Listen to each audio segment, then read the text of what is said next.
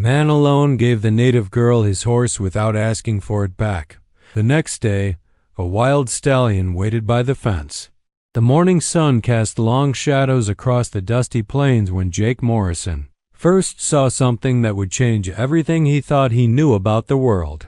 What waited by his fence that dawn defied every law of nature. He had learned in his 38 years of hard living on the frontier. But to understand what happened that morning, we need to go back 24 hours earlier. Jake had been riding the perimeter of his ranch, checking for breaks in the wire fencing that kept his cattle from wandering into the vast wilderness of the Montana Territory.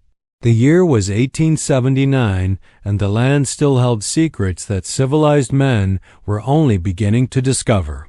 His chestnut mare Copper picked her way carefully along the rocky terrain, her hooves finding purchase on stones worn smooth by countless seasons of wind and rain. The ranch sprawled across 3,000 acres of some of the most beautiful and unforgiving country God had ever created.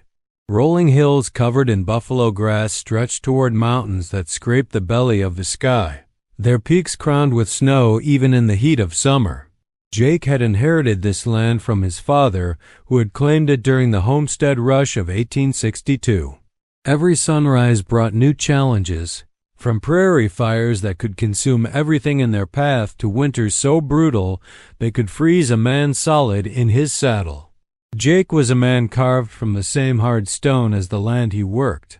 Standing 6 feet tall with shoulders broad enough to carry the weight of responsibility that came with running a spread this size, he had the weathered face of someone who had spent more time under the open sky than under any roof. His hands, scarred from barbed wire and rope burns, told the story of a life lived without shortcuts or easy answers. He had been alone on this ranch for 3 years now, ever since his wife Sarah had died from the fever that swept through the territory like a plague. The loneliness sat on his chest some nights like a stone, making it hard to breathe, hard to imagine a future that stretched beyond the next day's work.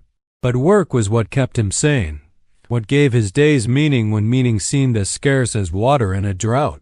The fence line led him through a narrow canyon where the walls rose up on either side like the ribs of some enormous beast. It was in this canyon that Copper suddenly stopped, her ears pricked forward, every muscle in her body tense with alertness. Jake squinted against the afternoon glare, trying to see what had spooked his usually calm mount. That was when he saw her. She stood about 50 yards ahead, partially hidden behind a boulder that had tumbled down from the canyon wall sometime in the distant past. At first glance, Jake thought she might be a deer, the way she held herself so still, ready to bolt at the first sign of danger. But as his eyes adjusted to the shifting patterns of light and shadow, he realized he was looking at a young woman. She was Native American, probably Crow from the beadwork pattern on her dress. Though Jake had learned over the years that trying to identify a person's tribe from a distance was often a mistake that could get a man killed. Her long black hair fell past her shoulders like a waterfall of midnight, and even from where he sat, Jake could see that she possessed a kind of beauty that belonged to this wild country, untouched by the softening influences of civilization. What struck him most was her stillness. She stood like she was part of the landscape itself, as natural and permanent as the rocks and the sky. But Jake knew she was not permanent, that she was probably just passing through, and that their paths crossing like this was nothing more than chance. He dismounted slowly, keeping his movements deliberate and non-threatening. In this part of the country, a wrong gesture could mean the difference between a peaceful encounter and a fight that nobody would win. Jake had lived through enough conflicts to know that most violence started with misunderstanding, and most misunderstandings started with fear. The woman watched him approach, her dark eyes taking in every detail of his appearance, calculating threat and opportunity with the kind of intelligence that came from living always on the edge of survival. Jake stopped when he was about 20 feet away, close enough to speak without shouting, far enough away to show respect for her space. He raised his right hand in the universal gesture of peace, then touched his chest and said his name clearly. Jake. She studied him for a long moment before responding. When she spoke, her voice carried the musical quality of someone who had learned English as a second language, but spoke it with confidence. "I am called Ihana," she said. "It means eternal blossom." The name suited her perfectly. Standing there in the dappled sunlight of the canyon, she looked like something that could bloom forever, unchanged by the passage of seasons or years. "What brings you to this place, Ayana?" Jake asked, keeping his voice gentle.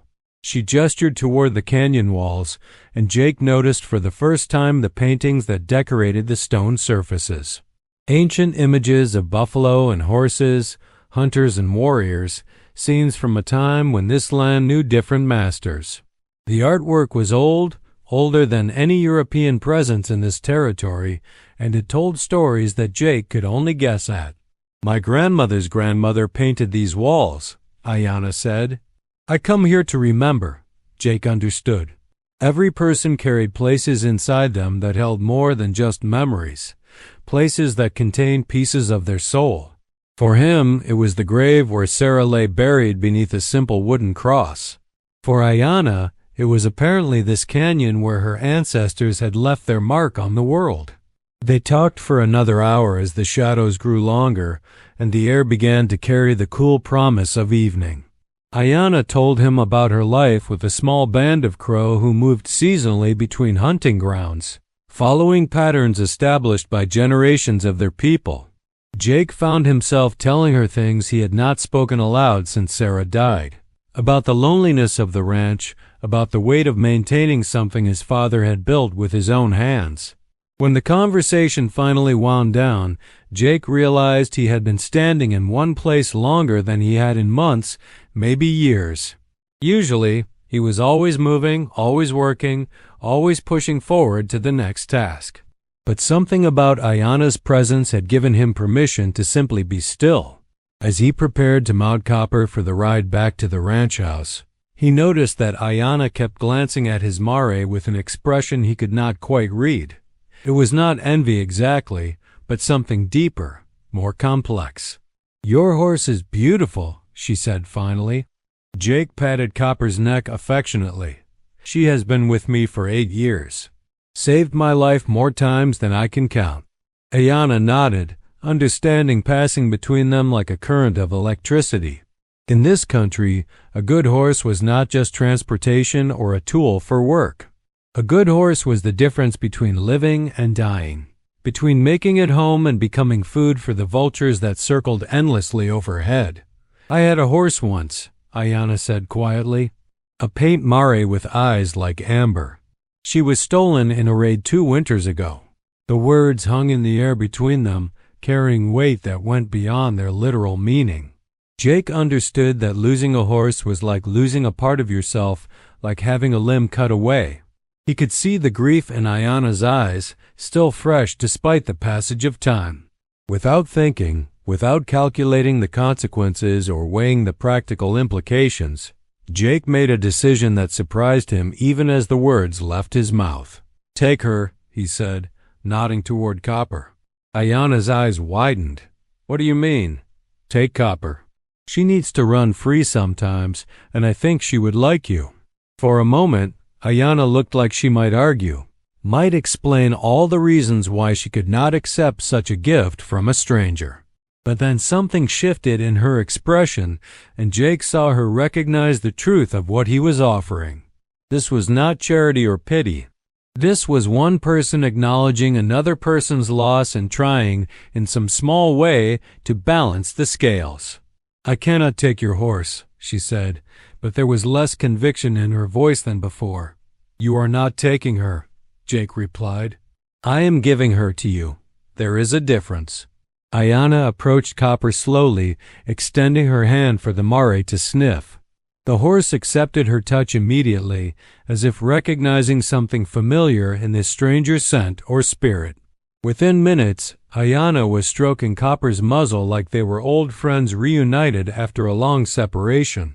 Jake showed her how to adjust the stirrups for her shorter legs, how Copper liked to be mounted from the left side, how she responded better to gentle pressure than to force.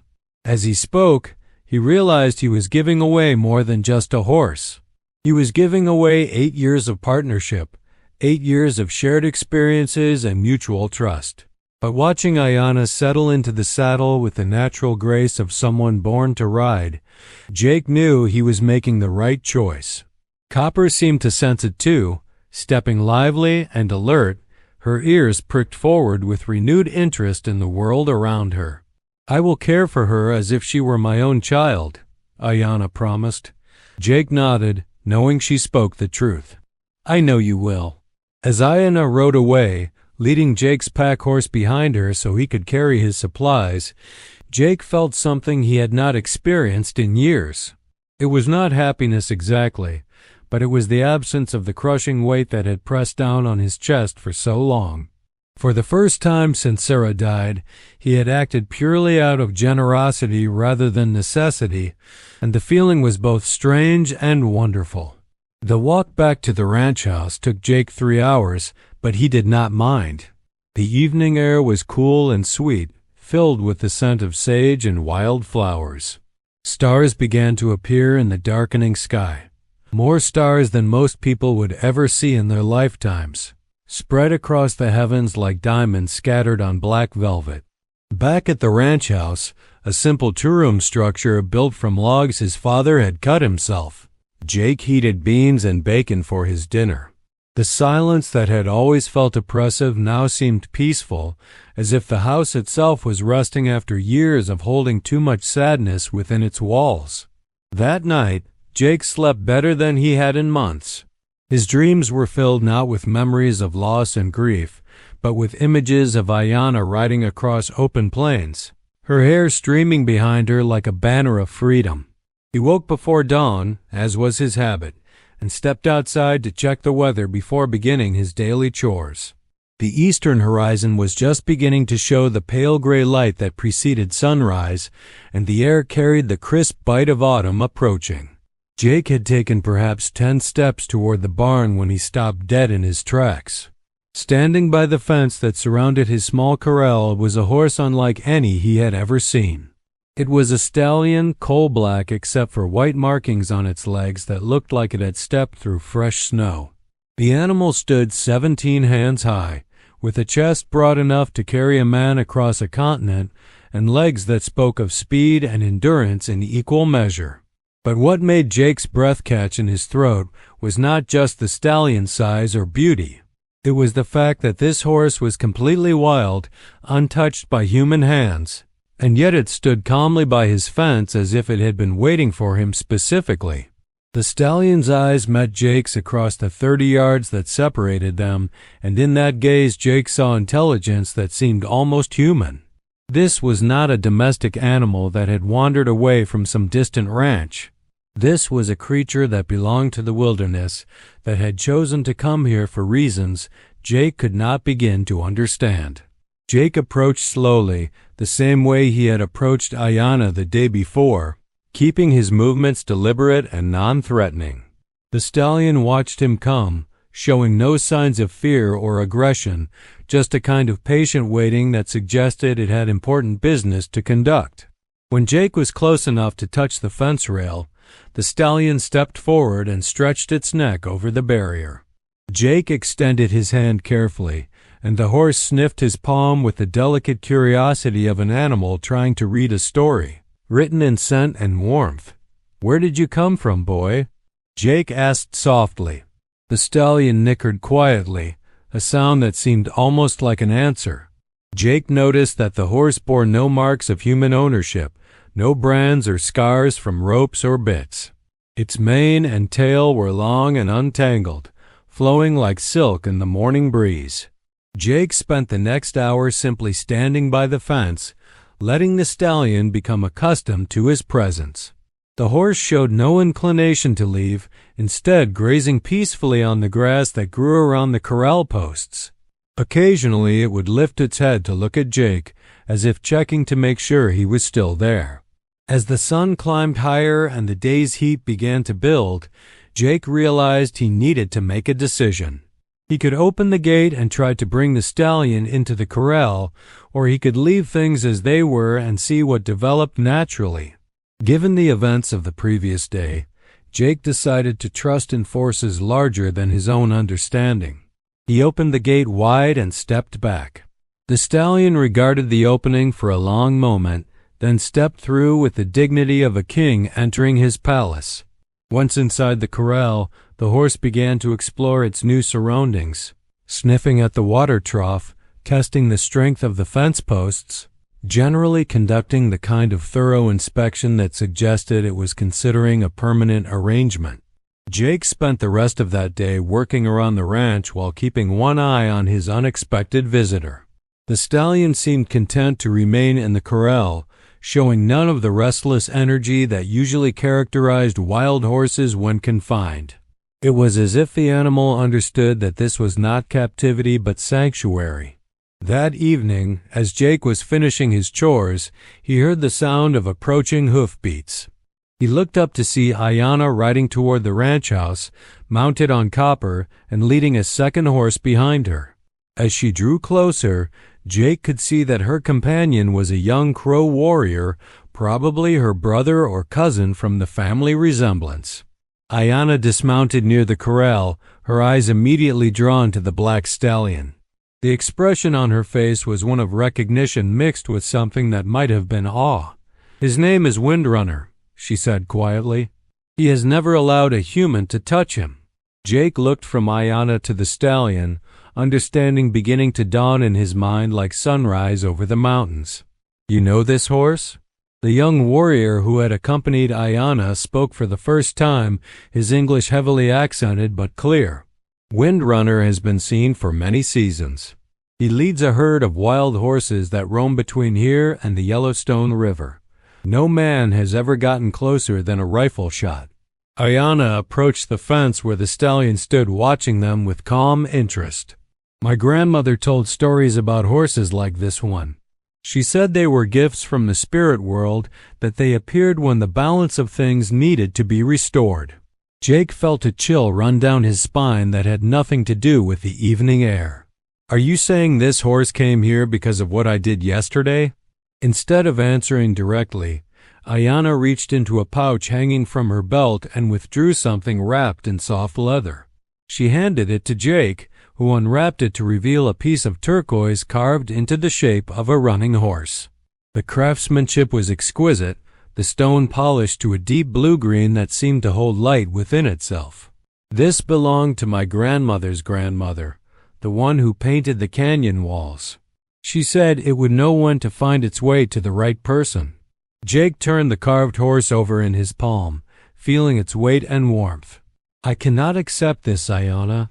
It is too valuable, too important to your family." "My family believes that some gifts are meant to travel," the young warrior said. "They must move from person to person, carrying medicine where it is needed." As if responding to some invisible signal, Windrunner approached the fence where they stood. The stallion extended his neck toward Jake, nostrils flaring as he took in the man's scent.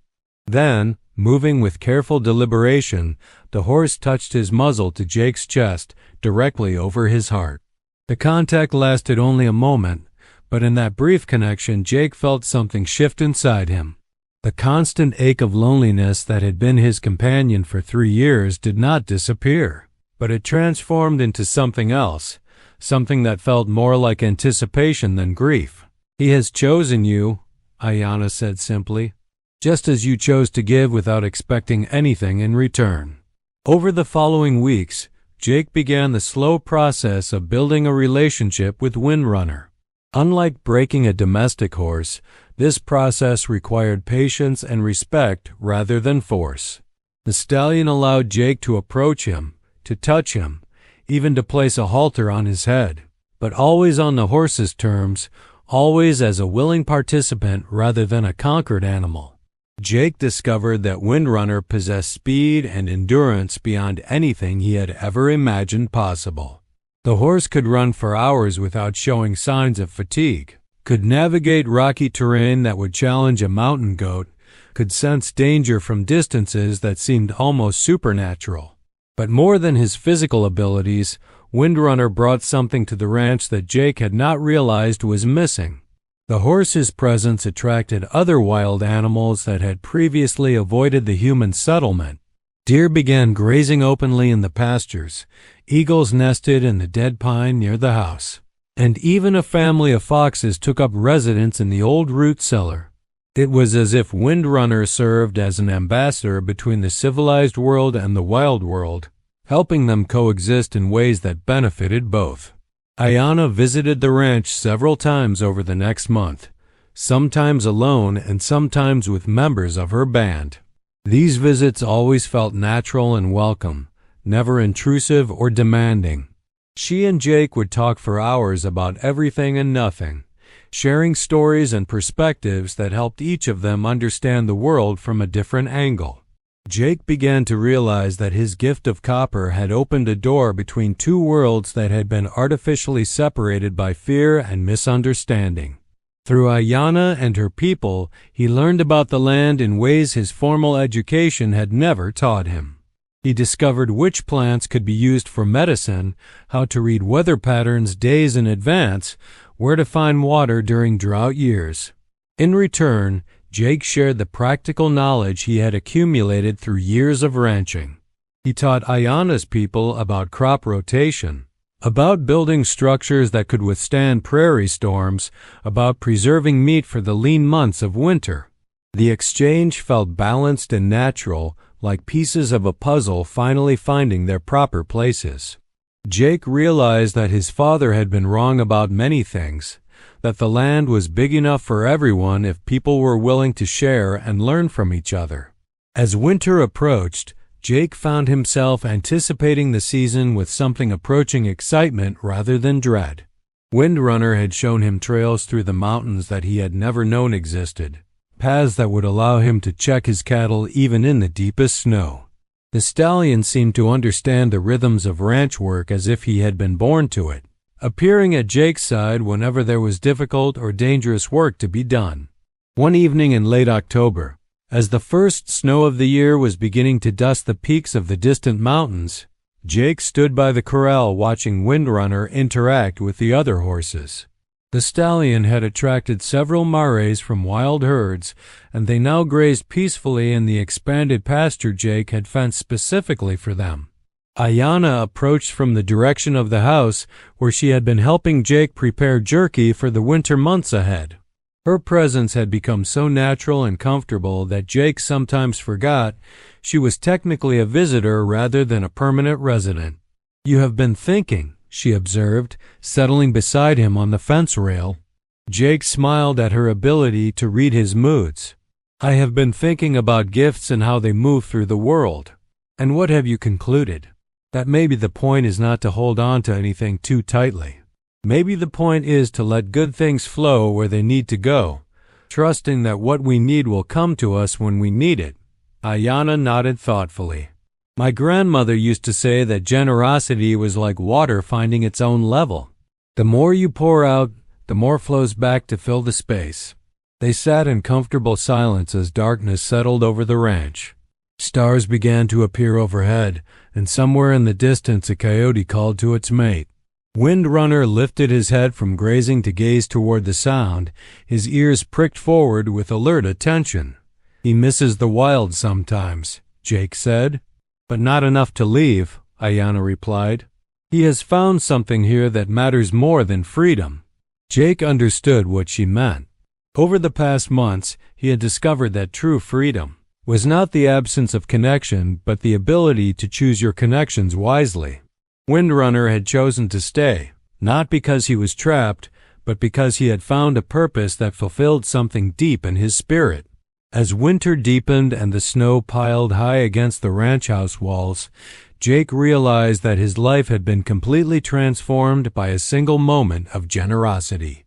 The loneliness that had once threatened to crush him had been replaced by a sense of community that extended far beyond the boundaries of his property. Ayanna's band had established a winter camp in the sheltered valley just north of the ranch, close enough for daily interaction but far enough away to maintain their traditional way of life. Jake found himself welcomed into their community with a warmth that, had nothing to do with his usefulness and everything to do with his willingness to see them as fellow human beings rather than obstacles or threats. The young warrior who had accompanied Ayanna on her first return visit turned out to be her brother, Little Wolf. He possessed a sharp intelligence and a sense of humor that reminded Jake of his own younger self before life had worn away his capacity for laughter. Little Wolf began spending his afternoons at the ranch, learning about cattle management and fence repair while teaching Jake to read animal tracks in the snow and to predict weather changes by watching the behavior of birds. Through the long winter evenings, Jake and Ayanna worked side by side on various projects, from repairing tack to planning improvements for the ranch. Their conversations ranged across every topic imaginable, from practical matters like water rights and grazing, rotation to philosophical questions about the nature of happiness and the meaning of home. Jake discovered that Ayanna possessed not only natural wisdom, but also a formal education that surpassed his own. She had attended a mission school for several years before deciding that her true calling lay with her own people, and she could discuss literature and history with the same fluency she brought to topics like herb gathering and hide tanning. One particularly cold night in February, as they sat before the fireplace working on a new bridle for Windrunner, Ayanna asked Jake a question that had obviously been on her mind for some time. "Do you ever regret giving Copper away that first day?" Jake considered the question seriously before answering. "No, I do not regret it. But I think I understand now why I was able to do it so easily." "Why?"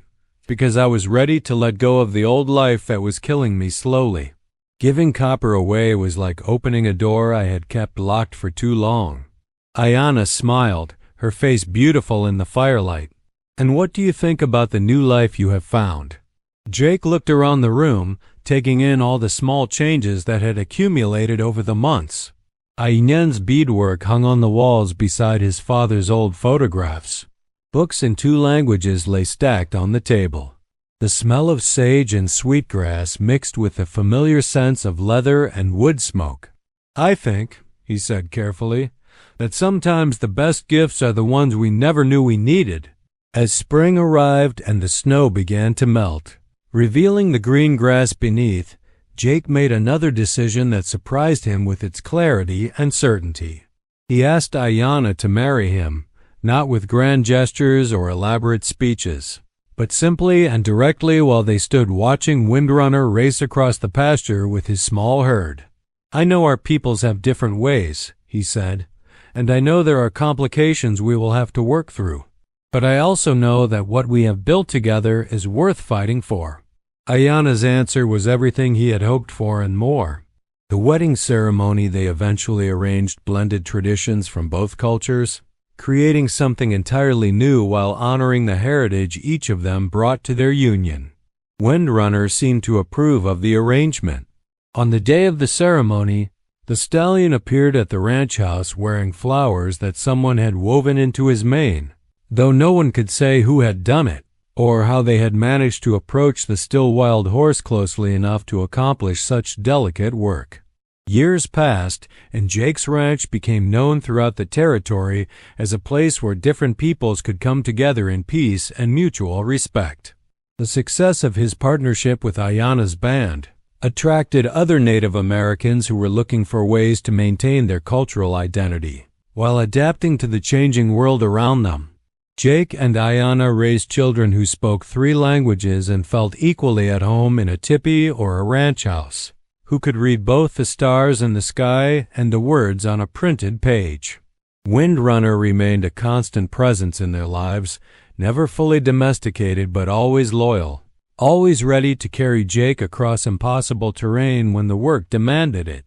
The black stallion lived to an age that seemed miraculous for a wild horse, and when he finally died peacefully in his sleep one autumn morning, Jake buried him on the hill overlooking the ranch with a ceremony that honored both Christian and native traditions.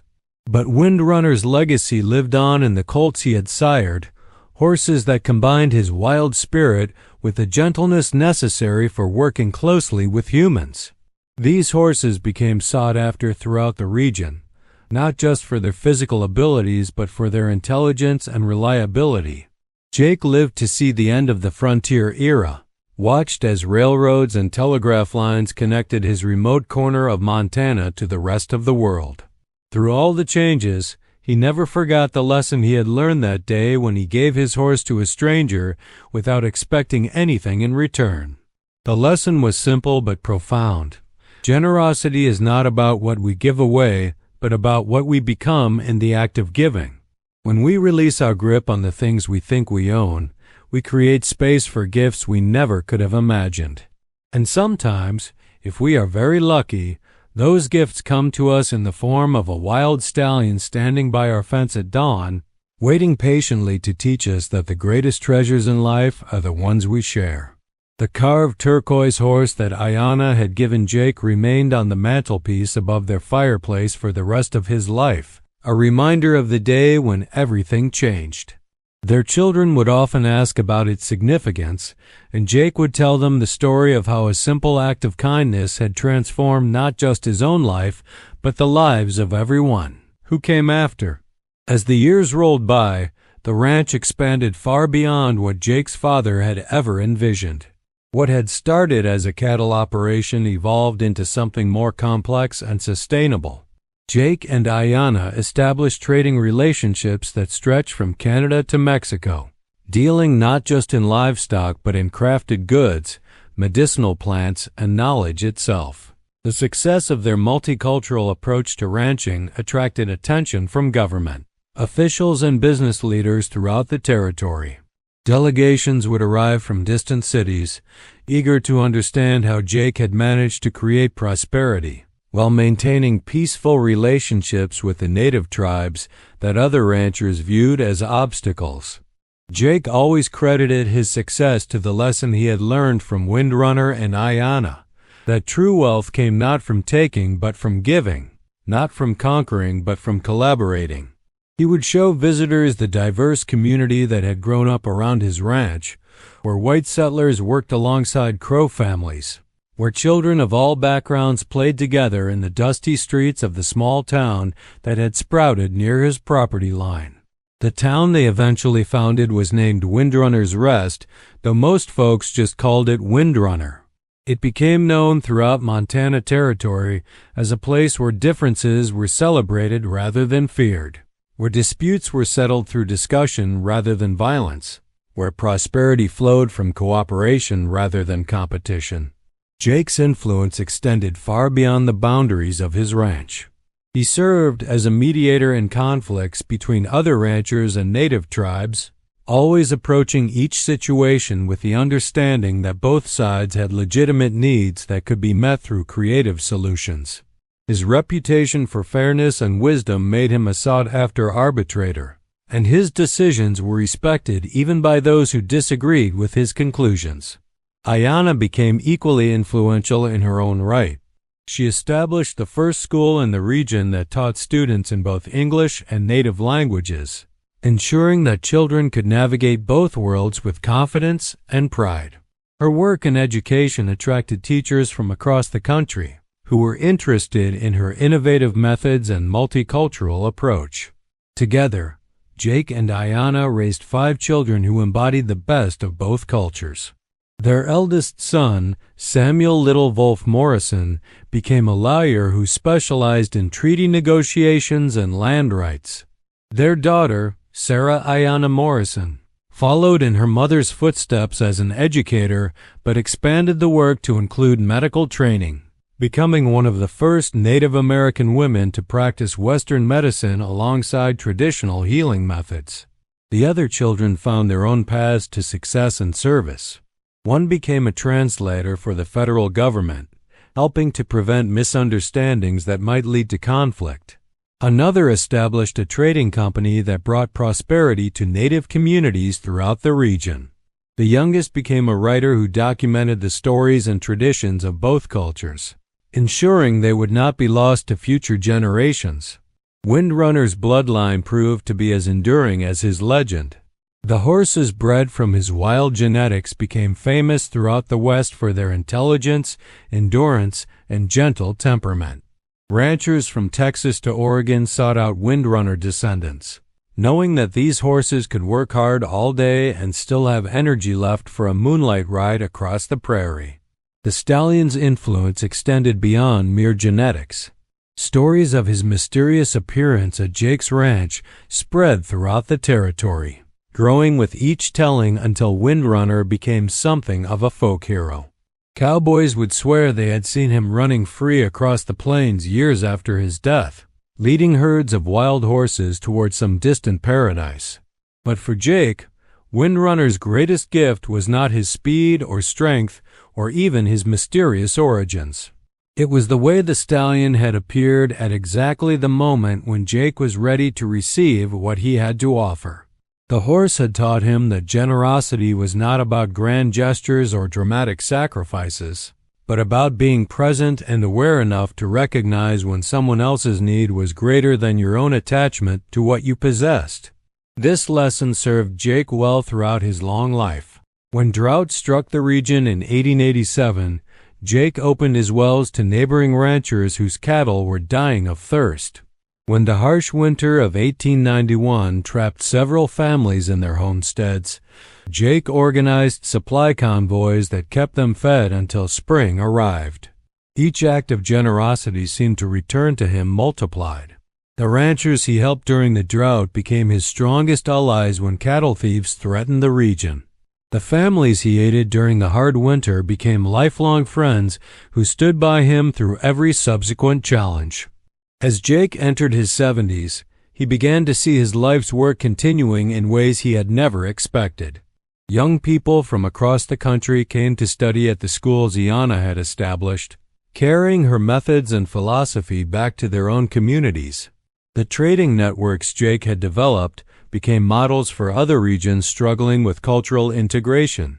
Politicians and business leaders who had once dismissed Jake as an idealistic fool began to seek his advice on managing the complex relationships that characterized the changing West. They discovered that his approach of mutual respect and shared benefit was not only morally superior but also more profitable in the long run than the old methods of domination and exploitation. The railroad that finally reached Windrunner in 1895 brought new opportunities and new challenges. Jake worried that the easier access to outside markets and influences might disrupt the delicate balance his community had achieved. But he discovered that the foundation he and Ayanna had built was stronger than he had realized. Instead of being overwhelmed by outside influences, Windrunner became a model for other communities along the railroad line. Business leaders and government officials made special trips to see how different peoples could work together successfully. The town's reputation for honesty and fair dealing made it a preferred stop for traders and travelers who had grown tired of the corruption and violence that plagued other frontier settlements.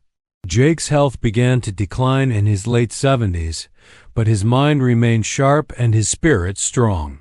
He spent his final years working on his memoirs, determined to record not just the events of his life, but the lessons he had learned along the way. He wanted future generations to understand that the choice between cooperation and conflict was always available. That generosity was always stronger than greed in the long run. The book he eventually produced, titled Gifts of the Wild Country, became a bestseller throughout the territory and beyond. Readers were drawn not just to the exciting stories of frontier life, but to Jake's philosophy of abundance through giving. The book inspired countless other pioneers to approach their relationships with native peoples differently, leading to more peaceful settlements and fewer tragic conflicts. When Jake finally passed away peacefully in his sleep at the age of 83, the funeral drew people from across the continent. Government officials, business leaders, and common folk stood side by side with members of dozens of native tribes, all united in their respect for a man who had proven that different worlds could not only coexist but thrive together. Ayanna lived for another 15 years after Jake's death, continuing their work and expanding their influence. She established a foundation that provided scholarships for Native American students to attend universities throughout the country, always with the condition that they return to serve their communities with the knowledge they had gained. The ranch itself was preserved as a living museum, maintained by Jake and Ayanna's descendants as a demonstration of sustainable agriculture and multicultural cooperation. Visitors could see the original ranch house where Jake and Ayanna had planned their revolution of generosity, the corral where Windrunner had first appeared, and the school where children of all backgrounds continued to learn about respecting differences while building unity. But perhaps the most powerful testament to Jake's legacy was not any physical structure or written record. It was the way his example continued to ripple outward through generations, inspiring acts of generosity and cooperation that created positive change far beyond anything one man could have accomplished alone. The story of the wild stallion who appeared at Jake Morrison's fence became more than just a tale of mysterious reward for unexpected generosity. It became a symbol of the magic that was possible when human beings chose to trust in something larger than their own immediate interests, when they opened their hearts to the abundance that surrounded them rather than focusing on the scarcity they feared. And in quiet moments, when the wind blew across the Montana plains carrying the scent of sage and wild grass, old-timers would swear they could still hear the sound of running hooves, as if Windrunner continued to race across the landscape, carrying the spirit of generosity to anyone ready to receive its transformative power.